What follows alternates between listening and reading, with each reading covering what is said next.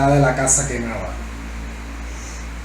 Y cuando estaba el álamo en la esquina, su sombra se extendía a los patios, cruzábamos por la parte más baja de los lavaderos, las rejas desprendidas, escombros tras los ventanales, paredes calcinadas, una parte caída de los techos. No te acerques, es solo la mitad de la casa junto al álamo.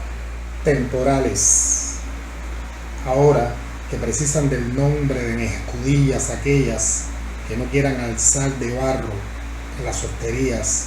La puerta está allá atrás con salida a la iglesia mayor. Empiezan por no quererte mirar, y el precio de mis utensilios, todo no se puede saber hoy. Incienso para las ofrendas, todo no se lo dirás mañana. En nombre de mis escudillas, el cielo por la puerta atrás, hijo, no te mientan, con salida al infierno.